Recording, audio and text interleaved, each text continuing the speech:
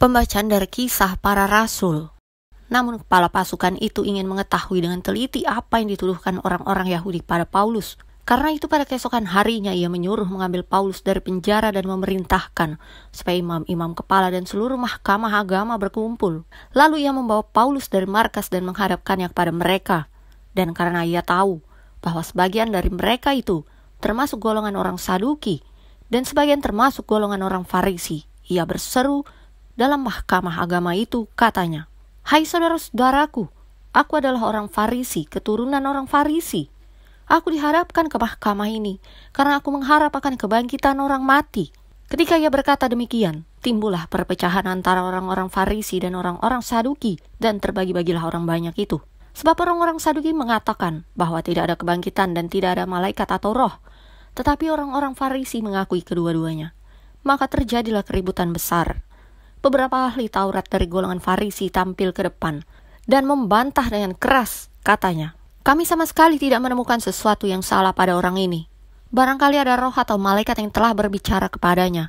Maka terjadilah perpecahan besar sehingga kepala pasukan takut kalau mereka akan mengoyak-ngoyak Paulus. Karena itu ia memerintahkan pasukan untuk turun ke bawah dan mengambil Paulus dari tengah-tengah mereka dan membawanya ke markas. Pada malam berikutnya Tuhan datang, berdiri di sisinya dan berkata kepadanya, "Kuatkanlah hatimu, sebab sebagaimana engkau dengan berani telah bersaksi tentang aku di Yerusalem, demikian jugalah hendaknya engkau pergi bersaksi di Roma." Demikianlah sabda Tuhan. Bacaan Injil menurut Santo Yohanes.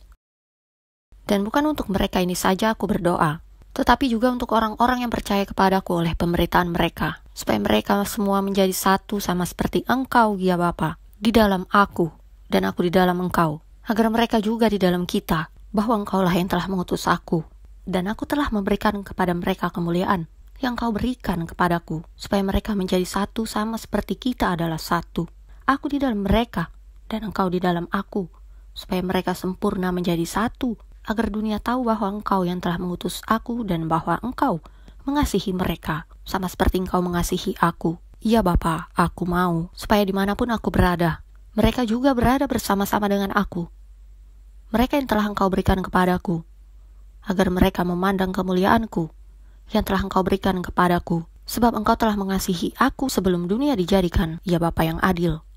Memang dunia tidak mengenal Engkau, tetapi aku mengenal Engkau, dan mereka ini tahu bahwa Engkaulah yang telah mengutus aku, dan aku telah memberitahukan namamu kepada mereka, dan aku akan memberitahukannya, supaya kasih yang Engkau berikan kepadaku ada di dalam mereka, dan aku di dalam mereka. Demikianlah Injil Tuhan.